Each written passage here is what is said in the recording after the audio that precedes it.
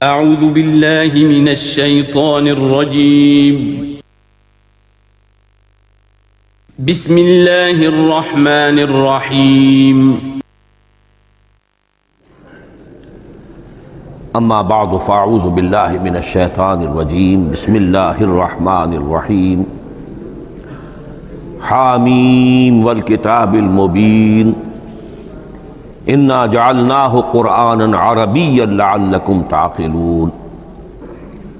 وقال تبارک وتعالی کما ورد فی سورۃ یوسف علیہ الصلاۃ والسلام الف لام را تلک آیات الکتاب المبین انا انزلناہ قرآنا عربیا لعلکم تعقلون. وقال عز وجل کما ورد فی سورۃ الزمر قرآنا عربیا غیر ذی عوج. وقال جل وعلا کما ورد فی اول سورۃ الکہف الحمد للہ الذی انزل علی عبدہ الکتاب ولم یجعل لہ عوجا. صدق اللہ العظیم. رب اشرح لی صدری ویسر لی امری واحلل عقدۃ من لسانی یفقہوا قولی. تعارف قرآن کے ضمن میں جو مباحث پہلی نشست میں مکمل ہو چکے ہیں اس میں ایک کمی رہ گئی تھی، اس کو پورا کر لیجئے. قرآن مجید کی 2 آیات کے بارے میں یہ روایت موجود ہے صحیح مسلم میں حضرت عبداللہ ابن مسعود رضی اللہ تعالی عنہ سے کہ سورہ بقرہ کی آخری 2 آیات حضور کو شب معراج میں عطا ہوئی ہیں. وہ زمین پر نازل نہیں ہوئیں بلکہ حضور نے آسمان پر پہنچ کر ان کو حاصل کیا ہے. یہ امت کے لیے شب معراج کے تحفے کے طور پر یہ 2 آیتیں. آمن الرسول بما انزل الیہ من ربہ والمؤمنون کل آمن باللہ وملائکتہ وکتبہ ورسلہ لا نفرق بین احد من رسلہ وقالوا سمعنا واطعنا غفرانک ربنا والیک المصیر. پھر آخری آیت جس میں طویل ترین دعا ہے. یہ 2 آیات جو ہیں مستثنیٰ کر لیجئے تو باقی جو ہے قرآن مجید وہ پھر پورا حجاز میں زمین پر نازل ہوا ہے محمد الرسول اللہ صلی اللہ علیہ وسلم کے قلب مبارک پر. اب جو اگلی بحث ہے اس تعارف قرآن کے ضمن میں، قرآن کی زبان کون سی ہے؟ یہ سب جانتے ہیں عربی زبان ہے، لیکن کون سی عربی؟ عربی کوئی ایک نہیں ہے. جیسا کہ آپ کو معلوم ہے کہ ایک زبان ہوتی ہے پھر اس کے ڈائلیکٹس ہوتے ہیں. پنجابی زبان کے نہ معلوم کتنے ڈائلیکٹس ہیں، بنگلہ زبان کے نہ معلوم کتنے ڈائلیکٹس ہیں، پشتوں کے کتنے ڈائلیکٹس ہیں. عربی زبان کے اس وقت پورے عالم عرب کے اعتبار سے تو دیکھیے تو ہر ملک کا جو ہے اپنا لہجہ ہے اور ان کے اپنے انداز ہے. تو خود نزول قرآن کے وقت بھی پورے جزیرہ نمائے عرب میں کوئی ایک زبان نہیں تھی. زبان ایک تھی لیکن اس کے لہجے مختلف تھے، الفاظ مختلف تھے. تو یہ جان لیجئے کہ قرآن نازل ہوا ہے حجاز کے بادیہ نشینوں کی زبان میں. وہ اصل عربی زبان حجازی قوم سمجھتی تھی، شہری زبان نہیں، دیہاتی زبان. یعنی کہ شہروں میں دوسرے ملکوں کے لوگ آتے جاتے رہتے تھے. خاص طور پر مکہ مکرمہ جو ہے وہ تو چونکہ ایک بہت بڑا تجارتی مرکز تھا. لإلاف قریش ایلافہم رحلۃ الشتاء والصیف فلیعبدوا رب ھذا البیت. ان کے قافلے جاتے تھے، آتے تھے، دوسرے تاجر بھی آتے تھے. تو ظاہر بات ہے کہ شہروں کے اندر تو پھر زبان جو ہے وہ مکسڈ ہو جاتی ہے، خالص نہیں رہتی۔ یہی وجہ ہے کہ قریش کے جو شریف گھرانے تھے، اونچے گھرانے تھے، وہ اپنے بچوں کو صحرا میں بھیج دیتے تھے کہ ان کی پرورش وہاں ہو، وہاں وہ خالص عربی زبان سیکھیں، ان کی زبان جو ہے پولیوٹڈ نہ ہو۔ تو بادیہ نشین حجاز کے، نجد کے نہیں، حجاز کے بادیہ نشین، ان کی زبان میں قرآن نازل ہوا ہے۔ یہ آیتیں اس سے پہلے بھی سامنے آ چکی ہیں سورہ زخرف کی، اِنَّا جَعَلْنَاهُ قُرْآنًا عَرَبِيًّا لَعَلَّكُمْ تَعْقِلُونَ، ہم نے اس اپنے کلام قدیم کو عربی زبان کا جامہ پہنایا ہے۔ اِنَّا أَنزَلْنَاهُ قُرْآنًا عَرَبِيًّا، یہ سورہ یوسف کی آیات، ہم نے اتارا ہے اسے قرآن عربی بنا کر، قرآنًا عربیًا لعلکم تعقلون۔ سورہ زمر میں قرآنًا عربیًا غیر ذی عوج، یہ عربی مبین میں ہے، صاف ستھری دھلی ہوئی عربی زبان جس میں کہیں کوئی ٹیڑھ نہیں ہے، کوئی ایچ پیچ نہیں ہے۔ اور یہی پھر سورہ کہف میں جو ایک ترانہ حمد اللہ نے ہمیں سکھایا ہے کہ میرے اس انعام عظیم پر میرا شکر ادا کیا کرو، تو کن الفاظ میں الحمدللہ الذی انزل علی عبدہ الکتاب ولم یجعل لہ عوجا۔ تو یہ عربی مبین جو ہے اگرچہ اصلاً ہے بادیہ نشین حجاز کے، البتہ یہ کہ عرب کے دوسرے قبائل کے بھی ان کی زبانوں کے بعض الفاظ اس میں آئے ہیں۔ اس سے آگے بڑھ کر یہ کہ بعض معرب الفاظ بھی ہیں، ہندی زبان کا کوئی لفظ اس نے عربی کا جامہ پہن لیا، فارسی زبان کا کوئی لفظ اس نے عربی کا جامہ پہن، وہ بھی قرآن میں بعض ہیں، استثناءات ہیں یہ۔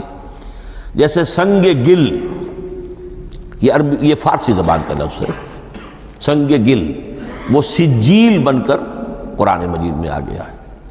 حجارۃ من سجیل، یہ جو الم تر کیف فعل ربک باصحاب الفیل سورہ فیل میں ہے، سنگ گل کا سجیل بنا۔ اس طرح کے کچھ اور الفاظ بھی ہیں، لیکن یہ سمجھیے کہ ایکسیپشنز پروو دی رول، یہ استثناءات ہیں، قاعدہ اپنی جگہ پر قائم رہے گا کہ یہ حجاز کے بدوؤں، بادیہ نشینوں کی جو زبان تھی اس میں قرآن نازل ہوا ہے۔ اس قرآن کے بارے میں، اس کی زبان کے بارے میں جو چند پہلو سامنے رہنے چاہیے، فصاحت اور بلاغت کی معراج، یہ میں بعد میں قرآن کے وجوہ اعجاز پر جب بحث کروں گا کہ یہ کس کس اعتبار سے معجزہ ہے، تو وہاں زیادہ تفصیل سے یہ بات آئے گی کہ عربی زبان کی فصاحت اور بلاغت کی معراج ہے۔ آپ کو معلوم ہے کہ آج بھی دنیا میں یہودی بھی ہیں جن کی مادری زبان عربی ہے، عیسائی بے شمار ہیں جن کی مادری زبان عربی ہے، ان کے ہاں بھی عربی ادب کی چوٹی کی کتاب جو پڑھائی جاتی ہے وہ قرآن ہے۔ یہ انہیں ماننا پڑتا ہے کہ عربی ادب کی جو آخری کتاب ہے، چوٹی کی کتاب ہے، وہ یہی ہے۔ یہودی بھی پڑھائیں گے، جیسے آپ انگریزی زبان پڑھنی ہے، سمجھنی ہے، تو شیکسپیئر کے بغیر آپ کیسے سمجھیں گے؟ اب وہ تو ایک سٹینڈرڈ ہے۔ اسی طریقے سے یوں سمجھیے کہ عربی زبان عربی ہونے کے اعتبار سے کلام اللہ ہونا اس پر ان کا ایمان نہیں ہے، لیکن یہ کہ عربی زبان کے اعتبار سے اس کی فصاحت اور بلاغت کا لوہا وہ مانتے ہیں۔ پھر اس میں ایک خاص ملکوتی غنا ہے، ڈیوائن میوزک، صوتی آہنگ ہے، عذوبت ہے، مٹھاس ہے۔ لاہور میں ایک صاحب ہیں جو پروفیسر ہیں فونیٹکس کے پنجاب یونیورسٹی میں، وہ کہتے ہیں میں ثابت کر سکتا ہوں کہ جتنے بھی آج دنیا میں اصول ہیں صوتی، یہ خود اپنی جگہ ایک بہت بڑی سائنس ہے، اس کے اعتبار سے میں ثابت کر سکتا ہوں کہ بلند ترین موسیقی قرآن مجید میں ہے، ملکوتی غنا۔ اسی لیے قرآن مجید کو اچھی سے اچھی آواز میں پڑھنے کی تاکید آئی ہے۔ زینوا القرآن باصواتکم، قرآن کو اپنی آوازوں سے مزین کرو۔ اسی طریقے سے من لم یتغن بالقرآن فلیس منا، جو قرآن مجید کو اچھی سے اچھے طریقے پر پڑھنے کی کوشش نہیں کرتا وہ ہم میں سے نہیں ہے۔ اسی طرح کے واقعات بھی ہوئے ہیں۔ حضرت ابو موسیٰ اشعری رضی اللہ تعالی عنہ، وہ بہت خوش الحان تھے، تو ایک روز حضور سفر رات کے وقت کہیں گشت پر تھے، جا رہے تھے ان کے مکان کے قریب سے، تو وہ اس وقت رات کی نماز میں قرآن پڑھ رہے تھے۔ تو حضور وہاں کافی دیر تک کھڑے ہو کر سنتے رہے۔ ظاہر بات ہے کہ اس وقت کے مکان کیا ہوتے تھے، ایک ایک حجرہ ہوتا تھا، یہ کوئی کئی کنال کی کوٹھیاں تو نہیں ہوتی تھی کہ کیا پتہ چلے ان کے اندر کیا ہو رہا ہے۔ وہ تو حضرت ابو بکر کے مکان کے پاس سے گزرتے تھے تو ان کی تلاوت سنتے تھے، حضرت عمر کے مکان کے قریب سے گزرے ان کی تلاوت سنی۔ حضرت عمر بلند آواز میں پڑھتے تھے، حضرت ابو بکر بڑی پست آواز میں پڑھتے تھے۔ حضور نے پوچھا کہ تم ایسا کیوں کرتے ہو؟ حضرت عمر نے کہا میں اس لیے کرتا ہوں، زور سے پڑھتا ہوں کہ شیطان بھاگ جائے۔ حضرت ابو بکر نے عرض کیا کہ میں اس لیے پڑھتا ہوں کہ جس کو میں سنا رہا ہوں وہ سنتا ہے، اس کو بلند آواز کی ضرورت نہیں۔ حضور نے کہا کہ ابو بکر تم ذرا اونچی کر لو آواز، اور عمر تم ذرا پست کر لو، ایوریج میں لے آؤ۔ تو بہرحال یہ معاملہ حضور کا صحابہ کے ساتھ ہوتا تھا۔ تو ابو موسیٰ اشعری رضی اللہ تعالیٰ عنہ کی جب قرأت آپ نے سنی تو اگلے روز جب ملاقات ہوئی فجر میں تو آپ نے تحسین فرمائی ان الفاظ میں، یا ابا موسیٰ انک قد اوتیت مزمارا من مزامیر آل داود۔ اے ابو موسیٰ تمہیں تو اللہ نے آل داود کے سازوں میں سے ایک ساز عطا کیا ہے، یعنی حضرت داود کے گلے میں جو ساز تھا، خوش الحانی تھی، ان کی آواز نہایت خوبصورت تھی۔ تو اسی طریقے سے اب وہاں کوئی مزمار سے مراد وہ نہیں ہے آلات موسیقی نہیں، گلے میں جو اللہ تعالیٰ نے رکھا ہے۔ تو انک قد اوتیت مزمارا من مزامیر آل داود۔ ایک آخری بات یہ نوٹ کیجئے کہ قرآن مجید کا عظیم ترین احسان ہے عربی زبان پر۔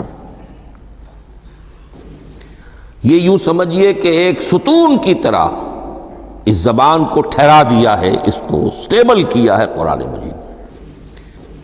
آج بھی پوری دنیا میں جسے عرب کہتے ہیں فصیح زبان، لغہ فصحی، وہ ایک ہے، وہ قرآن ہی کی ہے۔ زبانیں بدلتی رہتی ہیں۔ اردو 300 سال پہلے کی دکن میں جب شروع ہوئی، وہ آج آپ پڑھ بھی نہیں سکیں گے وہ کیا اردو تھی ولی دکنی کی۔ پھر وہ کیا اس نے روپ بدلے ہیں، اب وہ اردو کس شکل میں ہے، فارسی کن کن شکلوں میں رہی ہے، مختلف انگریزی کتنی شکلیں بدل گئی ہیں، لیکن عربی قائم ہے۔ اس کے لیے جیسے کہ قرآن مجید میں آتا ہے کہ ہم نے پہاڑ زمین میں گاڑ دیے اس کو سٹیبلائز کرنے کے لیے، ان تمید بکم، تمہیں لے کر زمین ایک طرف کو جھک نہ جائے۔ تو جس طرح یہ پہاڑ جو ہیں سٹیبلائزنگ ایفیکٹ رکھتے ہیں اس زمین کے لیے، اسی طریقے سے قرآن سٹیبلائزر ہے عربی زبان کا۔ اس کے اندر جو ایک ٹھہراؤ اور جماؤ پیدا کیا ہے، یہ قرآن مجید کا احسان عظیم ہے۔ تعارف قرآن کے ضمن میں اگلی گفتگو، قرآن کے اسماء و صفات۔ عربوں کا ایک خاص ذوق تھا، اور ظاہر بات ہے کہ اللہ تعالیٰ نے جب قرآن نازل کیا ہے تو عربوں کے ذوق کو بھی مد نظر رکھا ہے۔ ان کا ذوق کیا تھا؟ جس چیز سے انہیں محبت ہوتی تھی اس کے وہ بہت سے نام رکھتے تھے۔ گھوڑے کے لیے ہزاروں لفظ مل جائیں گے آپ کو، شیر کے لیے 5000 الفاظ مل جائیں، تلوار کے لیے 5000 الفاظ مل جائیں گے۔ یعنی اس شے کی جو بھی صفت ہے اس صفت کے اعتبار سے ایک نام، کوئی اور صفت ہے اس صفت کے ایک اور نام۔ تو وہ صفاتی نام، اب جیسا کہ آپ کو معلوم ہے اللہ کے 99 نام صفاتی تو ہے نا، اللہ کی ایک صفت دوسری صفت، اسی کے اعتبار سے اس کے نام ہیں۔ قرآن مجید کے اسماء علامہ جلال الدین سیوطی رحمۃ اللہ علیہ نے 55 شمار کیے، لیکن وہ بھی مکمل نہیں ہے لسٹ، اس لیے کہ اس میں ایک اہم نام برہان یہ شامل نہیں ہے۔ ان میں سے جو اہم اسماء ہے میں آپ کو سنا دیتا۔ القرآن، جس پر گفتگو بعد میں ہوگی، اس لیے کہ سب سے زیادہ ایک رائے یہ ہے کہ یہ تو اس میں جامد ہے، اس میں علم ہے قرآن کے لیے، پراپر ناؤن ہے۔ الکتاب، الذکر، الہدا، النور، الفرقان، کلام اللہ، الوحی، روحا من امرنا۔ پھر اس کی صفات کے اعتبار سے الکریم، الحکیم، العظیم، المجید، المبین، رحمہ، العلی، بصائر، بشرا، بشیر، نذیر، عزیز، قرآن عزیز، بلاغ، بیان، احسن القصص، احسن الحدیث، موعظہ، شفا، مبارک، مہیمن، قیم، مثانیہ، متشابہ. یہ میں نے آپ کو 23 نام بتائے ہیں، لیکن یہ کہ علامہ جلال الدین سیوطی نے 55 گنوائے. لیکن جو بحث دلچسپ ہے وہ یہ ہے کہ جو اس کے لیے لفظ القرآن ہے،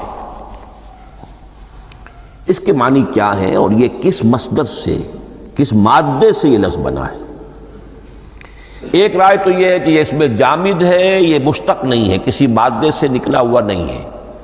اور یہ بھی آپ نوٹ کر لیجئے، اللہ کے اسماء میں سے بھی ایک نام کو سمجھا جاتا ہے وہ مشتق نہیں ہے، اس میں جامد ہے، اس میں علم ہے، اور وہ ہے اللہ. باقی سارے نام صفاتی ہیں. ایک نام، اس لیے اس میں ذات کہتے ہیں، اس کو اس میں ذات. لیکن یہ رائے متفق علیہ نہیں ہے، یہ کچھ لوگوں کی رائے ہے. ایک رائے یہ بھی ہے کہ یہ بھی اس میں علم نہیں ہے، یہ بھی مشتق ہے الہ سے. جیسے حکیم، یہ صفت ہے، الحکیم یہ اللہ کا نام ہو گیا.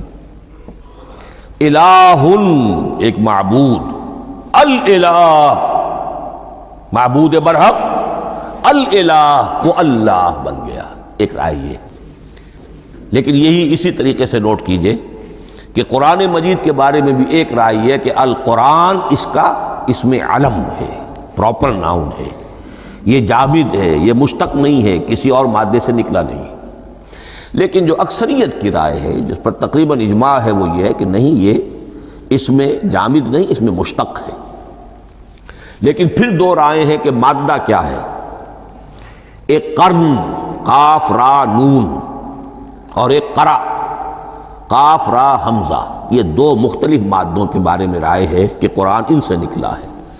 قرن کہتے ہیں کسی چیز کا قریب ہو جانا، جڑ جانا، مل جانا. یہ حج کی جو 3 شکلیں ہیں، حج تمتع ہے، حج قران ہے، اور حج افراد ہے. قران کیا ہے؟ ایک ہی احرام میں عمرہ بھی اور حج بھی دونوں کو جمع کر لیا جائے تو یہ حج قران ہے. اسی سے قران الصعدین کا لفظ استعمال ہوتا ہے.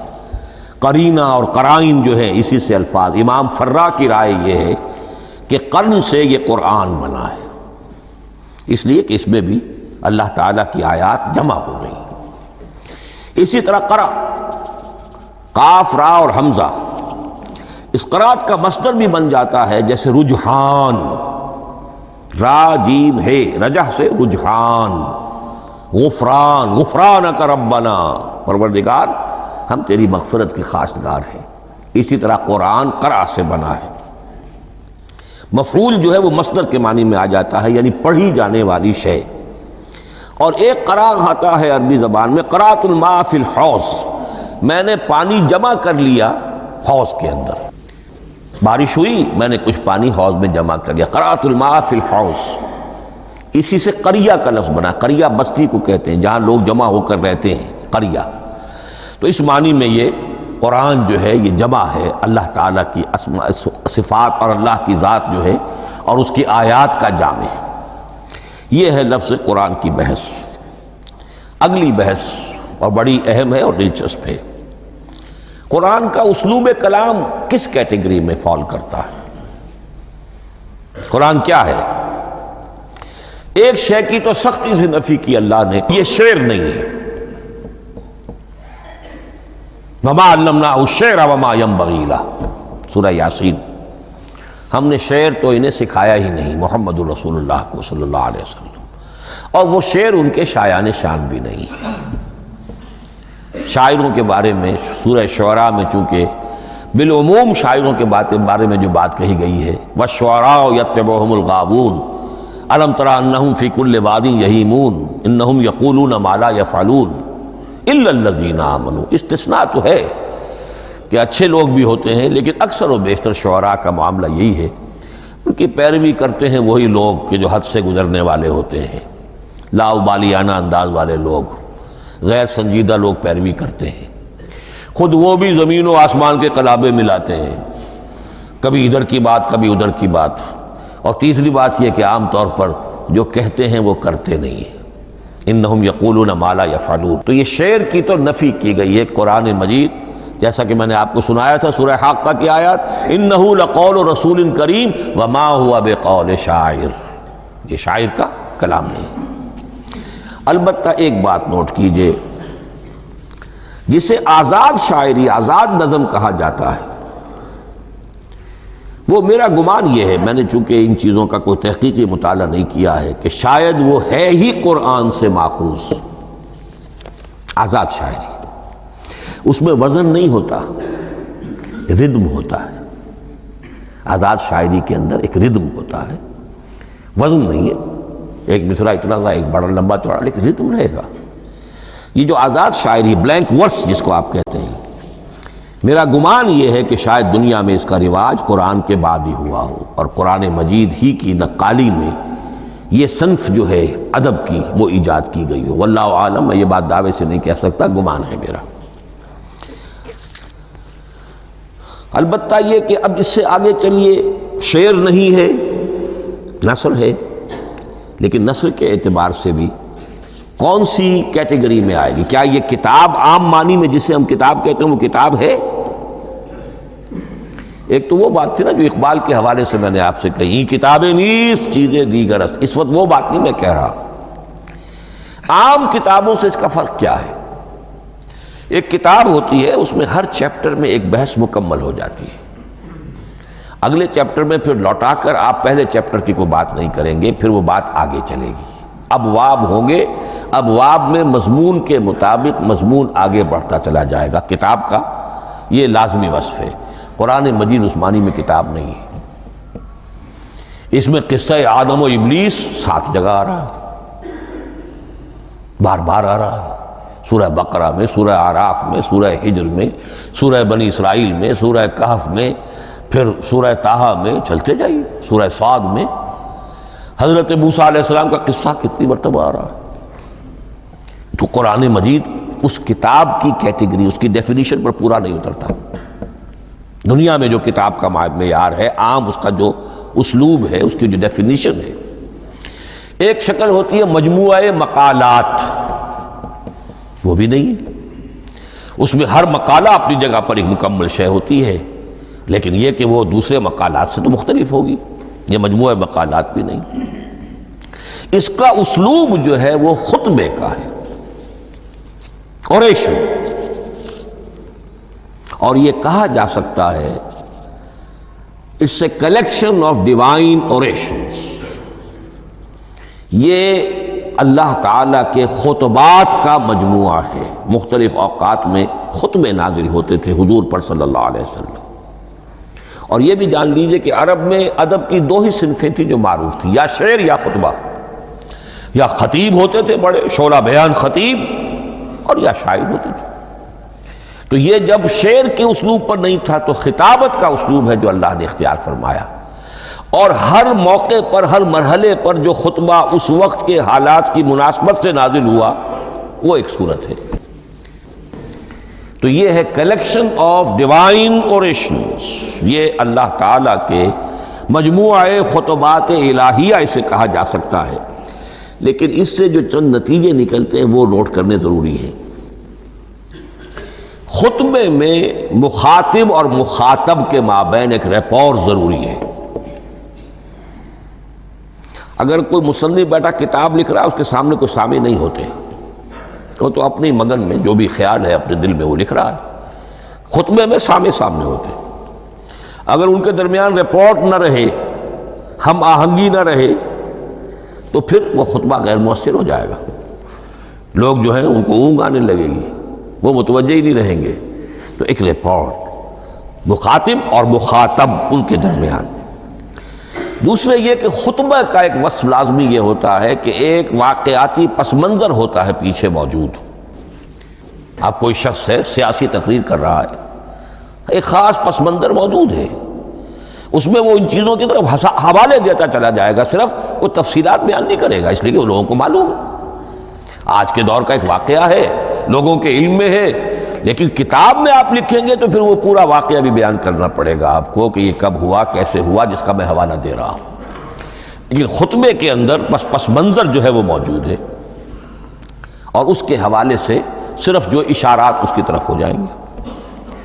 نمبر 3 یہ ہے کہ خطبے میں تحویل خطاب بہت ہوتا ہے۔ تحویل خطاب سے کیا مراد ہے؟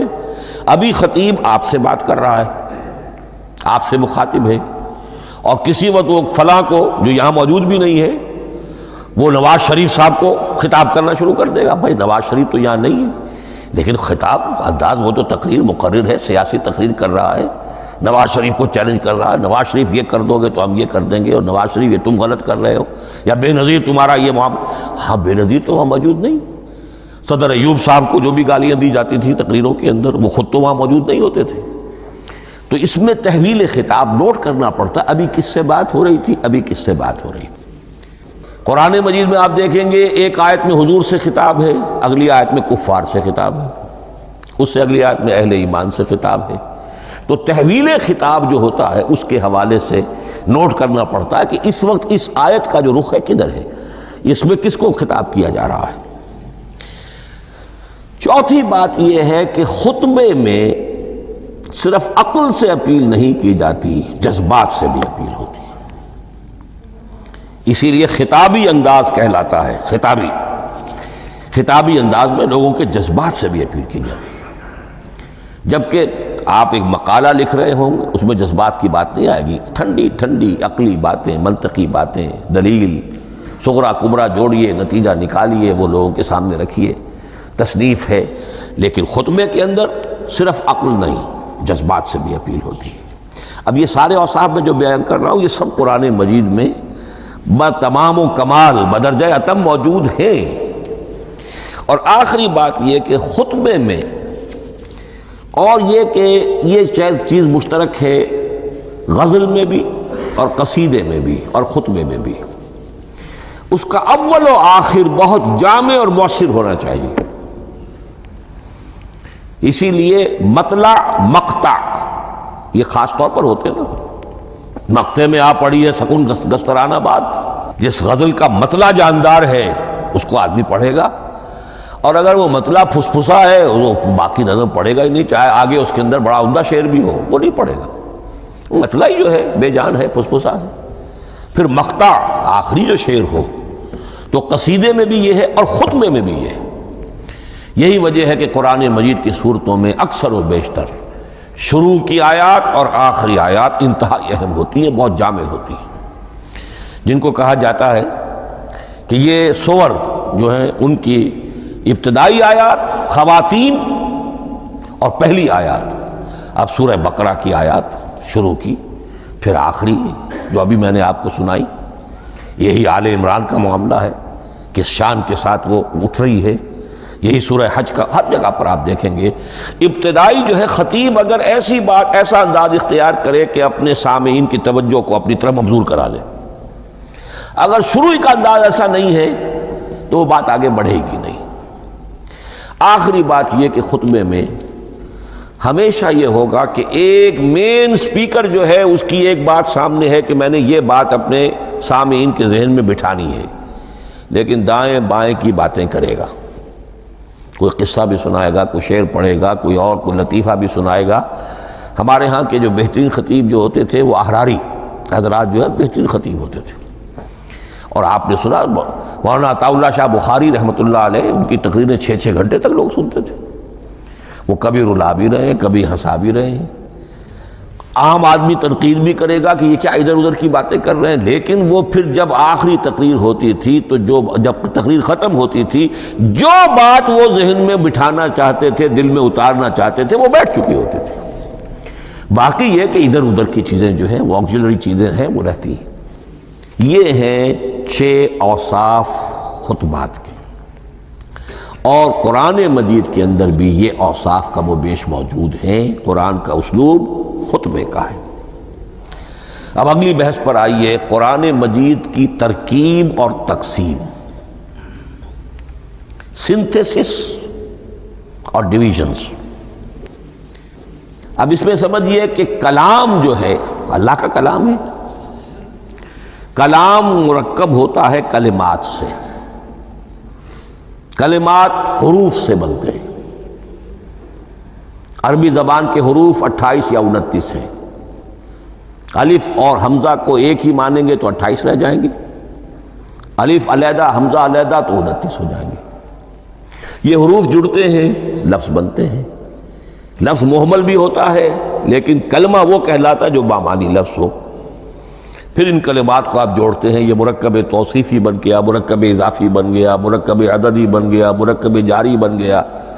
پھر ان مرکبات کو جوڑ کر فقرہ بنتا ہے، جملہ بنتا ہے، کلام مفید جس کو کہا جاتا ہے.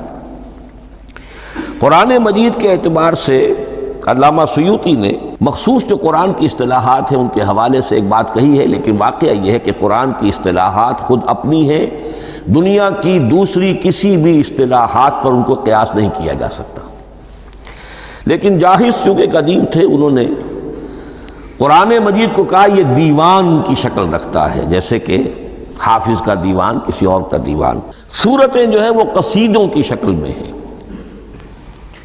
بیت شعر آیت ہے. قوافی جو ہوتے ہیں شعروں میں قافیہ، وہ یہاں فواصل ہیں. آیت کے آخری حروف ایک دوسرے سے مشابہ ہوتے ہیں کہ جن سے پھر وہ صوتی آہنگ پیدا ہوتا ہے. الرحمن علم القرآن خلق الانسان علمہ البیان. اب یہ ایک فواصل جو ہیں وہ جڑتے چلے جاتے ہیں، ان میں آہنگ پیدا ہوتا ہے. لیکن حقیقت کے اعتبار سے پہلی بات یہ نوٹ کیجئے، قرآن مجید کی اکائی ہے آیت. اسے نہ آپ جملہ کہہ سکتے ہیں نہ فقرہ کہہ سکتے ہیں.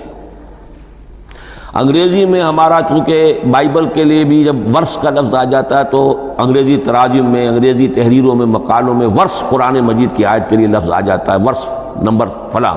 بالکل غلط ہے. قرآن کی آیت یہ اس کا اپنی اصطلاح ہے، اپنا مفہوم ہے. لغوی مفہوم کیا ہے؟ نشانی. آیت نشانی. قرآن کی ہر آیت اللہ کے علم اور حکمت کی نشانی ہے. اب قرآن کی آیتیں نوٹ کیجئے، صرف حروف پر بھی مشتمل ہے.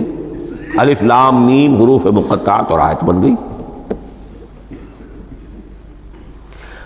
وہ مرکبات ناقصہ پر بھی مشتمل ہے. والعصر مرکب جاری ہے، حرف جار، آیت ہو گئی.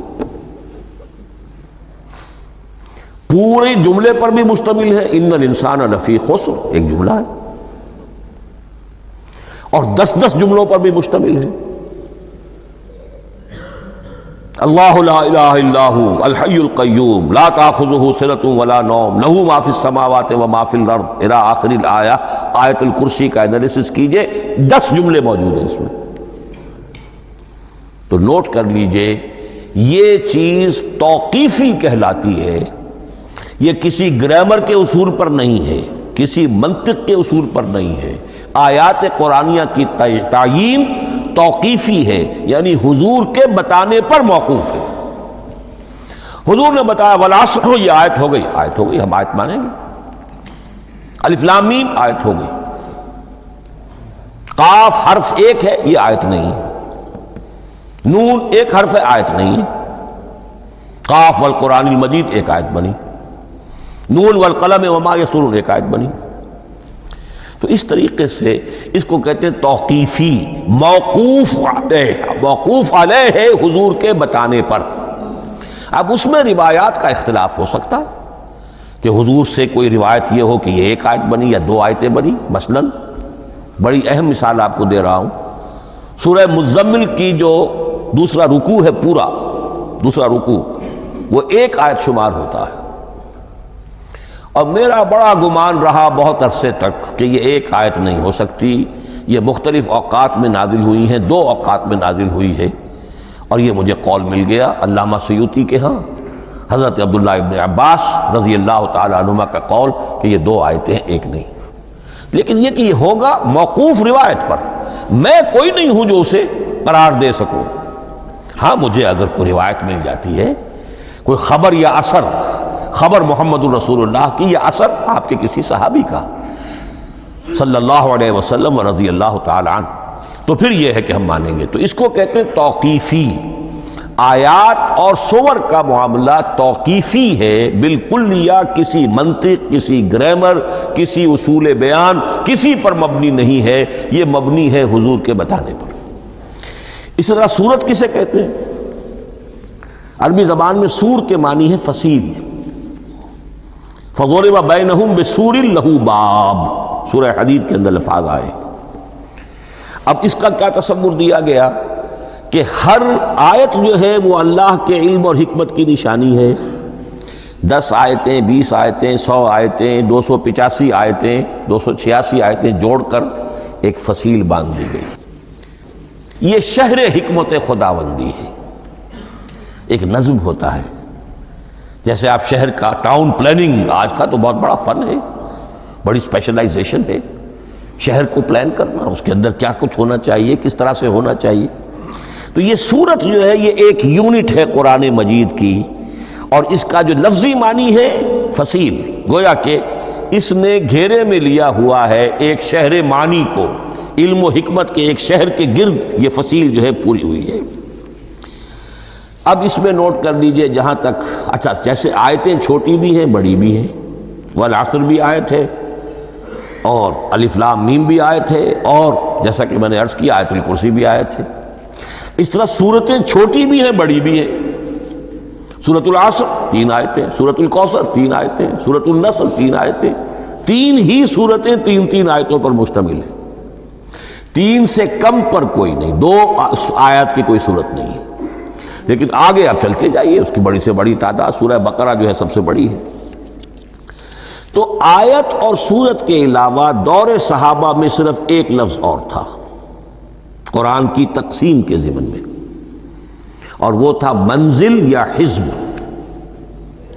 منزل یا حزب 7 منزلوں میں یا 7 احزاب میں قرآن کو تقسیم کیا گیا، تاکہ جو شخص قرآن مجید ایک ہفتے میں ختم کرنا چاہے، ہر شب میں، اکثر و بیشتر وہ لوگ رات کو ہی رات کی نماز میں قرآن پڑھتے تھے، ایک منزل پڑھ لے تو ہفتے میں پورا قرآن ختم ہو جائے گا. یہ حزب بھی ہے اور منزل بھی ہے. اور یہ چونکہ دور صحابہ میں تھا، یقیناً حضور نے بتایا ہوگا، اس میں آپ کو عجیب حسن نظر آئے گا. اس میں یہ نہیں کیا گیا کہ بالکل برابر برابر ساتھ کر دو بھائی، چاہے صورتیں ٹوٹ جائیں. صورتوں کی فصیل کوئی نہیں ٹوٹتی، اس میں صورتیں مکمل جو کہ تو آئیں گی. اور پھر یہ کہ عجیب بات ہے کہ سورہ فاتحہ کو اگر ایک طرف رکھ دیں، وہ قرآن کے دیباچے کی حیثیت رکھتی ہے. تو پہلی منزل میں 3 صورتیں، دوسری میں 5 صورتیں، تیسری میں 7، چوتھی میں 9، پانچویں میں 11، چھٹی میں 13، اور 7ویں میں 65. یہ ہے کہ جو ان صورتوں کی ایک بڑی جیسے کہ ایک سیڑھی چڑھ رہی ہے، اور تقریباً مساوی ہو جاتے ہیں. کوئی 4.25 پارے ہے، کوئی 4.5 پارے ہے، کوئی 4.25 پارے، اس طریقے سے ہے تقریباً مساوی. لیکن آرٹیفیشل ایکویلٹی پیدا کرنے کے لیے، مصنوعی مساوات پیدا کرنے کے لیے صورتوں کی فصیلوں کو نہیں توڑا گیا. اس سے آگے چل کر جو پاروں کی تقسیم ہے وہ بہت بعد کی بات ہے، 30 پارے، اور اس میں آپ کو یہ ساری قباحتیں نظر آئیں گی. اس میں صورتوں کی فصیلیں توڑی گئی ہیں. سورہ ہجر 1 آیت ادھر ہے، باقی ساری صورت جو ہے اگلے پارے میں فصیلیں توڑ دی گئی. معلوم ہوتا ہے کسی شخص کے پاس جو قرآن تھا مصحف، اس نے صفحے گنے، 7 سے 30 سے تقسیم کیا، اور برابر صفحوں کے اندر وہ پارے بنا دیے. لیکن بہرحال دور صحابہ میں پاروں کا کوئی ذکر نہیں تھا. یہ بات کی بات ہے، دور صحابہ میں آیت، سورت اور حزب. اسی طریقے سے طویل صورتوں کو جو رکوعوں میں تقسیم کیا گیا، یہ بھی بات کی بات ہے. لیکن یہ جو تقسیم کیا گیا ہے صورتوں کو رکوعوں کی شکل میں، 35 صورتیں تو قرآن کی ایسی ہیں چھوٹی ہیں جو ایک ایک ہی رکوع پر مشتمل ہے. آخری پارے کی 37 صورتیں ہیں. پہلی 2 کی جو 2 رکوع ہے، باقی سب کی سب جو ہے وہ ایک ایک رکوع شمار ہوتا ہے. لیکن رکوع کیوں کیے گئے؟ لمبی صورتوں میں سے اگر کچھ حصہ پڑھنا ہے نماز میں، سورہ بقرہ پوری تو نہیں پڑھ سکتے آپ ایک رکعت کے اندر، تو اس کا وہ حصہ پڑھا جائے جس میں ایک مضمون پورا ہو جائے، مضمون نہ ٹوٹے، تاکہ وہاں پر رکوع کرے آدمی کہ جہاں پر کہ وہ مضمون ایک اعتبار سے مکمل ہو گیا.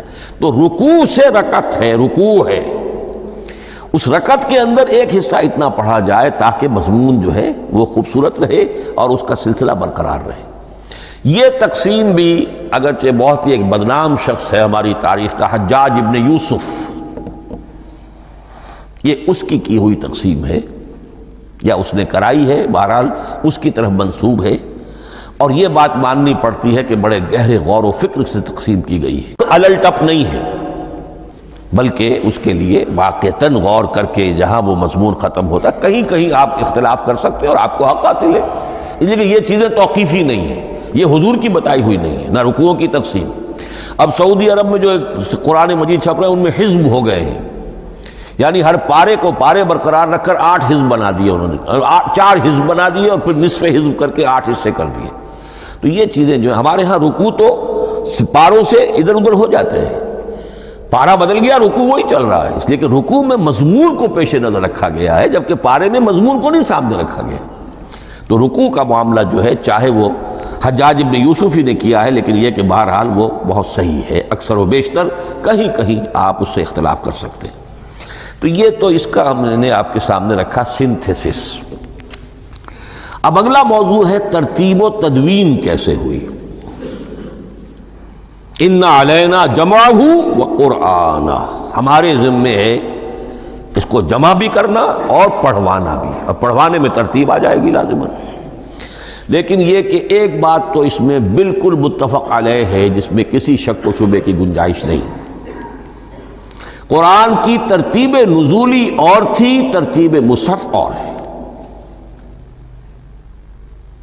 ترتیب مصحف میں سورہ فاتحہ کے بعد سورہ بقرہ ہے، سورہ بقرہ نازل ہوئی ہے مدنی دور میں جا کر،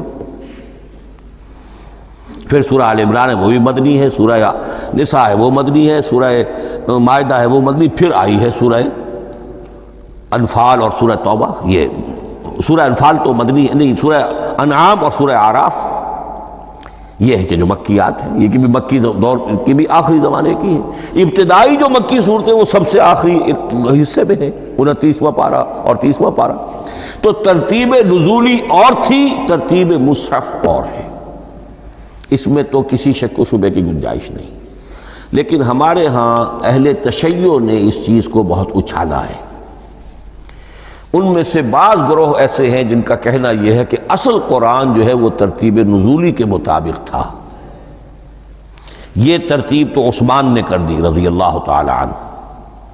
حضرت علی کے پاس اصل قرآن جو ترتیب نزولی کے مطابق تھا موجود تھا، اور اب بھی ان کے خیال میں جو ان کے امام غائب جو ہیں چھپے ہوئے ہیں غار میں، تو ان کے پاس وہ نسخہ اصل حضرت علی والا موجود ہے، اور جب وہ ظاہر ہوں گے تو اصل قرآن لے کر آئیں گے۔ یہ سارے شیعوں کا قول نہیں ہے، لیکن یہ کہ ان میں بہت سے لوگ ہیں کہ جو ان باتوں کو مانتے ہیں۔ جہاں تک اس بات کا تعلق ہے کہ حضرت علی نے ترتیب نزولی پر کوئی مصحف جمع کیا ہو، اس میں کوئی اشکال نہیں ہے، اس لیے کہ علمی طور پر یہ ایک بڑی عمدہ ایکسرسائز بنتی ہے۔ ایک زمانے میں بہت کوشش کرتا رہا ترتیب نزولی سے، اس لیے کہ ترتیب نزولی سے سیرت نبوی اخذ ہوتی ہے، پہلے کیا نازل ہوا، پھر کیا نازل ہوا، پھر کیا نازل ہوا۔ در حقیقت اگر آپ ترتیب نزولی سے قرآن مرتب کر دیں تو وہ سیرت النبی بن جائے گی۔ تو اس کو سمجھنے کے لیے ایک زمانے میں نے بڑی محنت کی ہے، لیکن ایک تو یہ کہ وہ یقین سے وہ باتیں ملتی نہیں ہیں، بعض روایات ہیں لیکن یہ کہ پھر بھی آپ یقین سے نہیں کہہ سکتے۔ اکثر و بیشتر قرآن مجید میں لکھا بھی ہوتا ہے، ترتیب کے موٹی موٹی چیزیں معلوم ہیں نزولی ترتیب کی، لیکن یہ ہے کہ یقین کسی بات پر نہیں۔ تو پہلی بات یہ ہے کہ ہمارے نزدیک، اہل سنت کے نزدیک، اصل جو حجت ہے دین میں وہ ترتیب مصحف ہے۔ یہی ترتیب جو اس وقت مصحف عثمان کی ہے رضی اللہ تعالی عنہ، یہی ترتیب ہے لوح محفوظ کی، یہی ترتیب ہے ام الکتاب میں، یہی ترتیب ہے کتاب مکنون میں۔ اب اس کو سمجھیے کہ اس کی تدوین کن مراحل میں ہوئی۔ سب سے پہلے اس کے جو مراحل ہیں 3، خود نبی اکرم صلی اللہ علیہ وسلم کے زمانہ مبارک میں جمع اور ترتیب یہ ہو گئی، لیکن کتابی شکل میں نہیں، ما بین الدفتین نہیں۔ حضور نے لوگوں کو پڑھ کر سنایا، اس ترتیب سے سنایا جس ترتیب سے یہ مصحف میں اب موجود ہے، اور ہر رمضان میں حضرت جبرائیل دورہ کرتے تھے حضور کے ساتھ، جتنا کہ قرآن اس وقت تک نازل ہو چکا ہوتا تھا۔ اور آخری رمضان مبارک آپ کی حیات طیبہ کا جو تھا اس میں 2 مرتبہ پورے قرآن کا دورہ ہوا، تو دورہ قرآن بغیر ترتیب کے تو نہیں ہو سکتا۔ تو یہ ترتیب حضور کی ہوئی ہے، توقیفی ہے، اور حضور ہی نہیں اللہ کی ہوئی ہے۔ یہی ترتیب لوح محفوظ میں، کتاب مکنون میں اور ام الکتاب میں ہے، اور یہ ترتیب حضور دے کر گئے ہیں صحابہ کرام کو۔ حفاظ تھے، کتنے حفاظ جو ہیں جنگ یمامہ میں شہید ہو گئے، تبھی تو خیال آیا کہ اس کو کتابی شکل میں بھی مرتب کیا جائے۔ لیکن کتابی شکل میں جسے کہتے ہیں 2 گتوں کے درمیان ایک کتاب مجلد، اس صورت میں جہاں تک میں تحقیق کر سکا ہوں اور جہاں تک ہمارے اکثر و بیشتر لوگوں کی رائے ہے، حضور کے زمانے میں یہ اس طریقے سے مابین الدفتین، 2 گتوں کے مابین ایک کتاب کی شکل میں قرآن موجود نہیں تھا۔ لوگوں کے سینوں میں محفوظ تھا، جیسے محمد الرسول اللہ کے سینے میں محفوظ تھا۔ ان علینا جمعہ، وہ جمع حضور کے سینے میں کیا اللہ نے۔ اسی طرح پھر صحابہ کرام بے شمار جو حفاظ تھے ان کے سینوں میں محفوظ تھا۔ دوسرا مرحلہ کب آیا؟ جب حضرت ابوبکر صدیق کے عہد خلافت میں جنگ یمامہ میں بہت سے حفاظ شہید ہو گئے۔ اب ایک تشویش پیدا ہوئی، ایسا نہ ہو کہ قرآن ضائع ہو جائے، لہذا اسے کتابی شکل میں مرتب کر لینا چاہیے۔ اس کے لیے پھر بہت سے صحابہ نے حضرت ابوبکر کو اپروچ کیا کہ جتنے قراء ہیں، جتنے کاتبین وحی ہیں، ان سب کو آپ جمع کیجئے اور جمع کر کے اس قرآن مجید کو ایک کتاب کی شکل میں جمع کر لیں۔ حضرت ابوبکر شروع میں بہت ریلیکٹنٹ رہے، ان کا ایک خاص مزاج تھا، اتباع رسول کا جذبہ انتہا درجے کا۔ جو کام حضور نے نہیں کیا میں کیسے کروں؟ اگر تو یہ کام واقعی کرنے کا تھا تو حضور کرتے، میں کیسے کروں؟ لیکن یہ کہ جب صورتحال بہت لوگوں کی طرف سے دباؤ پڑا کہ نہیں یہ کر لینا چاہیے، ان کے سامنے بھی حکمت آ گئی، تو پھر انہوں نے اتفاق کرتے ہوئے جتنے بھی کاتبین وحی تھے ان سب کی ایک کمیٹی بنائی اور ان کو کہا کہ اب اس قرآن کو مرتب کر کے ایک کتابی شکل دے دی جائے۔ وہ کتابی شکل حضرت ابوبکر کے دور میں ہو گئی۔ تیسرا مرحلہ کیا ہے؟ یہ کتابی شکل میں جب قرآن مجید آ گیا اور شروع میں یہ اجازت تھی کہ ہر قبیلے، ہر علاقے کے لوگ اپنے لہجے میں پڑھ لیں۔ اب پنجابی ہمارا مسلمان جو ہے وہ چاقو کو کاچو کہے گا، تو وہ لکھے ہوئے کو بھی چاقو کو کاچو پڑھ کے نکلے جائے گا۔ تو مختلف لہجوں میں ہونے سے وہ ان کا جو ہے قرآن مجید بدل رہا تھا، کوئی کسی طرح پڑھ رہا ہے، کوئی کس طرح پڑھ رہا ہے۔ اب اس کی تشویش ہوئی حضرت عثمان کے زمانے میں، جب دور بہت پھیل گیا، اسلام کا دائرہ، دارالاسلام کی وسعت بہت ہو گئی کہ اس طرح اگر یہ لوگ پڑھیں گے اور اپنے اپنے لہجے کی وجہ سے اب اس لہجے میں شکل بدل بھی جاتی ہے لفظ کی۔ کاچو کو کاف الف چے واو لکھنا شروع کر دیں گے پھر کہ کاچو سنا ہم نے، تو چاقو تو سنا ہی نہیں۔ تو ایک لفظ ہے چاقو لکھ رہا ہے اور ایک کاچو لکھ رہا ہے، تو چاقو اور کاچو میں فرق ہو گیا۔ لہذا اس وقت پھر جو کام کیا گیا وہ یہ کہ ایک ہی رسم تحریر، رسم کتابت، رسم الخط میں قرآن مجید کے نسخے تیار کیے گئے۔ اصل میں ایک بہت بڑا مغالطہ ہو جاتا ہے ہمارے جمعوں کے خطبوں میں، حضرت عثمان رضی اللہ تعالیٰ عنہ کے نام نامی کے ساتھ وہ قوافی جو ہیں ان کی ملازمت سے جامع آیات القرآن عثمان ابن عفان رضی اللہ تعالیٰ عنہ، غالب علی کل غالب علی ابن ابی طالب رضی اللہ تعالیٰ۔ اب یہ جو جوڑتے ہیں قافیے، تو حضرت عثمان کے نام کے ساتھ یہ قافیہ جوڑ دیا، اس سے لوگوں کو مغالطہ بھی ہوا اور دشمنوں نے ایکسپلائٹ کیا کہ اس کا مطلب یہ ہے کہ قرآن تو جمع ہوا ہے حضرت عثمان کے زمانے میں، اور حضرت عثمان کے زمانے میں اور حضور کے زمانے میں کم و بیش 15 سال کا فصل تو ہو چکا، گویا کہ قرآن مرتب ہی ہوا ہے حضور کے انتقال کے 15 برس بعد۔ پھر حضرت عثمان کی شخصیت کو خاص طور پر جو سبائی فتنہ اٹھا تھا اس نے ایک ڈسپیوٹڈ پرسنالٹی بنا کے رکھ دیا ہے، نہیں معاذ اللہ کوئی شک نہیں، لیکن یہ کہ ایک فتنہ اٹھا، فتنۃ الکبریٰ، اور حضرت عثمان رضی اللہ تعالیٰ عنہ کو انہوں نے بدنام کیا، لہذا اس کے نام سے اور بٹا لگ گیا، یہ مصحف عثمان ہے۔ یہ ہے اصل میں وہ حماقتیں کہ جو ہوئی ہیں ہم سے، یہ قافیے ملانے کی وجہ سے۔ حالانکہ حضرت عثمان کی شان جو ہے وہ در حقیقت جامع آیات القرآن نہیں ہے، جامع الامت علی رسم واحد، پوری امت کو ایک رسم الخط پر جمع کرنے والی شخصیت حضرت عثمان کی ہے۔ مثلا اب دیکھیے مالک یوم الدین کس طرح لکھیں گے؟ میم لام اور کاف، میم الف اور لام اور کاف لکھیں گے آپ، یہ غلط ہو جائے گا۔ میم پر کھڑا زبر ہوگا اور اس کو مالک پڑھیں گے، میم پر اگر کھڑا زبر نہیں ہے پڑھا زبر ہے تو ملک پڑھیں گے، اور قراتوں میں یہ دونوں موجود ہے، ملک یوم الدین بھی ہے اور مالک یوم الدین بھی ہے۔ اگر آپ نے میم الف لکھ دیا ایک قرات نکل گئی، اب وہ اس میں آ ہی نہیں سکتی، وہ تو مالک ہی پڑھا جائے گا۔ یہ زیر زبر بھی جو لگے ہیں قرآن مجید میں، یہ بھی حجاج ابن یوسف کے زمانے میں لگے، اس سے پہلے نہیں تھے۔ اور یہ رموز و اوقاف، یہ آیتوں کے نشان اور یہ وقفہ بیچ میں، یہ بھی حجاج ابن یوسف کے زمانے کی چیزیں ہیں، ورنہ عربوں کے لیے تو ان کی اپنی زبان تھی، انہیں ان چیزوں کی ضرورت ہی نہیں تھی۔ آپ کو معلوم ہے پرانے زمانے کے جو منشی ہوتے تھے، انشاء پرداز، وہ جب خط لکھتے تھے تو اس میں نقطے وغیرہ نہیں لگاتے تھے۔ جس کو خط لکھا جا رہا ہے وہ توہین سمجھے گا کہ شاید مجھے جاہل سمجھا کہ نقطے بھی لگا کے بھیجا جا رہا ہے خط پر، گویا کہ میں تو سمجھ ہی نہیں سکتا بغیر نقطوں کے۔ تو یہ جو ہے پرانے جو شکستہ خطوط لکھے جاتے تھے ان کا یہ انداز تھا، لہذا کوئی نقطے وغیرہ نہیں تھے، یہ بھی بعد میں لگے۔ تو ملک یوم الدین، مالک یوم الدین، اس کی رسم آئے گا میم لام کاف، کھڑا زبر ہے مالک یوم الدین اور ویسے پڑا زبر ہے ملک یوم الدین۔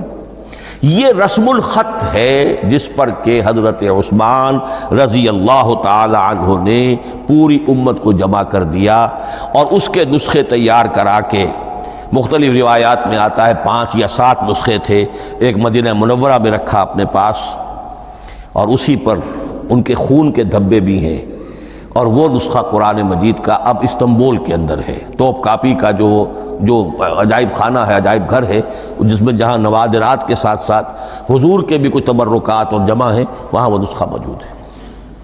اس میں انگلی جو کٹی تھی حضرت نائلہ جو ان کی اہلیہ تھی، جب وار کیا گیا ہے حضرت عثمان پر، قرآن پڑھ رہے تھے، انہوں نے روکا اپنے ہاتھ سے تو ان کی انگلی کٹی اور اس کے خون کے قطرے جو ہیں وہ مصحف پر آئے۔ تو یہ وہ قرآن، پھر انہوں نے ایک مکہ مکرمہ میں، ایک دمشق میں، ایک کوفے میں، ایک یمن، ایک بحرین، ایک بصرہ، مختلف جگہوں پر وہ آفیشل ورشن قرآن کا صرف رسم الخط اسکرپٹ کے اعتبار سے۔ لیکن اب پھر نوٹ کر لیجئے، قرآن مرتب ہو چکا، مدون ہو چکا دور نبوی میں، لیکن کتابی شکل میں نہیں، سینوں میں محفوظ۔ دور خلافت ابی بکر میں وہ کتابی شکل میں لایا گیا، اور اس کے لیے پھر بحث ہوئی کہ اب اس کا نام کیا رکھا جائے۔ اس کے لیے کئی نام تجویز ہوئے، سفر بھی، انجیل بھی، وغیرہ وغیرہ، لیکن پھر اس کو حضرت عبداللہ ابن مسعود رضی اللہ تعالی عنہ نے اہل حبشہ سے استشہاد کرتے ہوئے مصحف نام رکھا، مصحف۔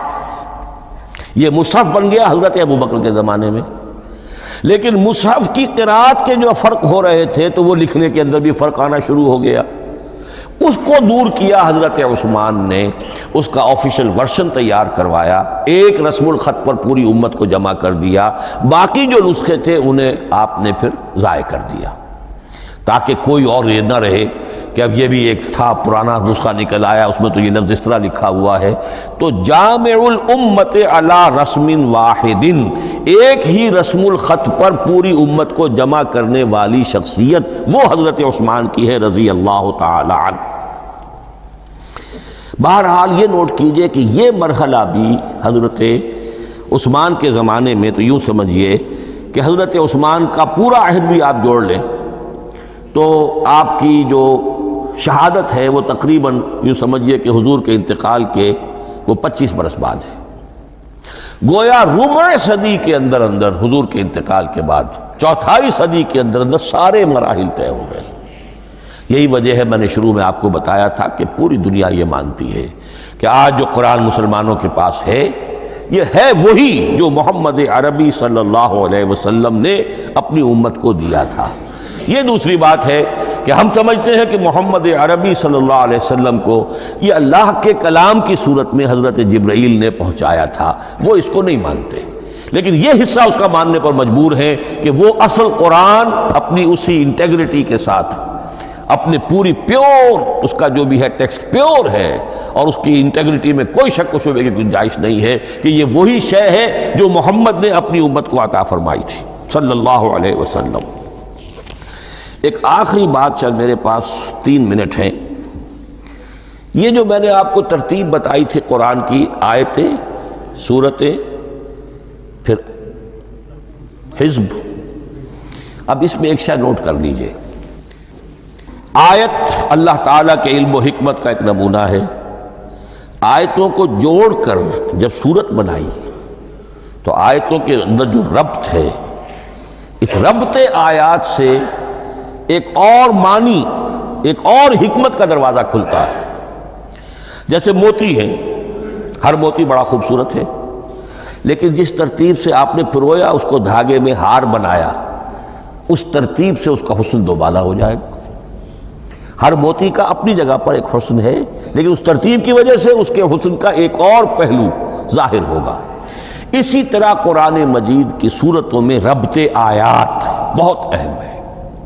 ایک مرکزی مضمون ہوتا ہے ہر صورت کا، مرکزی مضمون، عمود، اور اس کے گرد وہ ساری آیتیں اس طریقے سے گھوم رہی ہوتی ہیں، جڑی ہوئی ہوتی ہیں، جیسے کہ ایک دھاگے کے اندر پروئے ہوئے موتی ہوتے ہیں کہ جس کی جو ہار کی شکل اختیار کرتے ہیں۔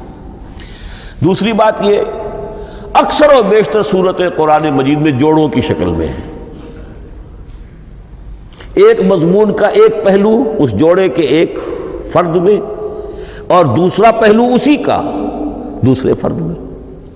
جیسے معوذتین، 2 صورتیں ہیں، مضمون ایک یہ تعوذ، معوذتین، الزہراوین، سورہ بقرہ، سورہ آل عمران کو کہا گیا الزہراوین، حضور نے فرمایا 2 نہایت تابناک صورتیں، بڑی روشن صورتیں۔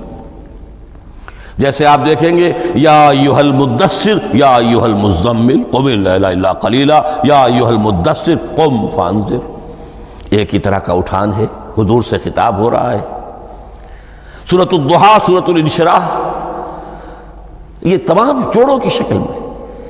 اسی طرح سورہ طلاق، سورہ تحریم، یا ایھا النبی اذا طلقتم النساء فطلقوہن لعدتہن یا ایھا النبی لم تحرم ما احل اللہ لک تبتغی مرضات ازواجک۔